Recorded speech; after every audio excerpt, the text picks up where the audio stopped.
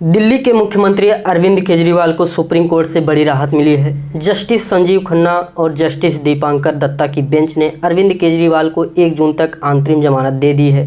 दिल्ली के गत शराब घोटाले में गिरफ्तारी के बाद से ही अरविंद केजरीवाल जेल में थे। कोर्ट के आदेश के बाद केजरीवाल 10 मई की शाम को जेल से बाहर भी आ गए। दिल्ली की 7 लोकसभा सीटों पर 25 मई को मतदान है। ऐसे में केजरीवाल को जमानत मिलने से आम आदमी पार्टी को बड़ी राहत मिली है। जमानत देने के साथ ही सुप्रीम कोर्ट ने कुछ शर्तें भी रखी हैं। कौन सी ये शर्तें हैं, आइए जानते हैं।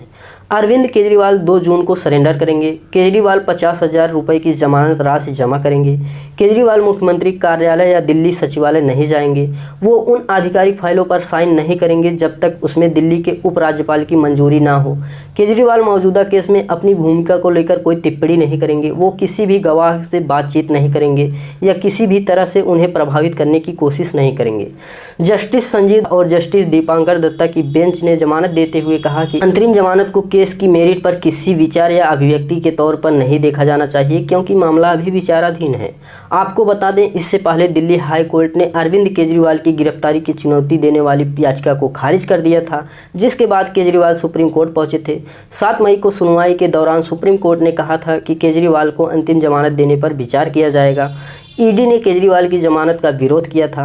जांच एजेंसी का कहना था, सिर्फ राजनेता होने के कारण केजरीवाल को किसी दूसरे अपराधी से अलग नहीं देखा जा सकता। ईडी ने यह भी कहा था, जमानत देने से गलत मिसाल कायम होगी। देश में पहली बार पद पर बैठे किसी मुख्यमंत्री की गिरफ्तारी केजरीवाल के रूप में हुई थी, क्योंकि गिरफ्तारी से पहले उन्होंने इस्तीफा नहीं दिया था। हिरासत में जाने के बाद भी उन्होंने इस्तीफा नहीं दिया। जेल से बाहर आने की प्रक्रिया क्या रहती है, यह भी जान लेते हैं। अमूमन पहले सुप्रीम कोर्ट का लिखित आदेश आता है, जो ट्रायल कोर्ट में भेजा जाता है। फिर जमानत की शर्तें या तो सुप्रीम कोर्ट द्वारा लगाई जाती हैं या सुप्रीम कोर्ट ट्रायल कोर्ट से जमानत की शर्तें तय करने के लिए कहता है।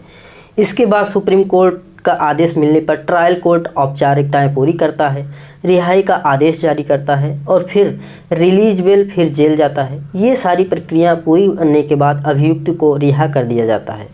सामान्य मामलों में इस प्रक्रिया के जरिए ही रिहाई होती है, लेकिन अरविंद केजरीवाल के केस में सुप्रीम कोर्ट ने जो आदेश दिया है उससे ट्रायल कोर्ट जाने की ज़रूरत नहीं है। सुप्रीम कोर्ट ने अपने आदेश में कहा है कि केजरीवाल को जेल अधीक्षक के समक्ष 50,000 की राशि का जमानत बॉन्ड और इतनी ही जमानत राशि देनी होगी। बहरहाल ये सारी प्रक्रिया पूरी करने के बाद अरविंद केजरीवाल जेल से बाहर आ चुके हैं। ताज़ा अपडेट्स के मुताबिक केजरीवाल जेल से सीधे अपने घर गए थे। इस मामले पर आगे जो भी अपडेट होगी हम आप तक ज़रूर पहुंचाएंगे। मेरा नाम समीम अहमद है। देखते रहिए सच की आवाज़ यस ए। मिलते हैं नेक्स्ट वीडियो में।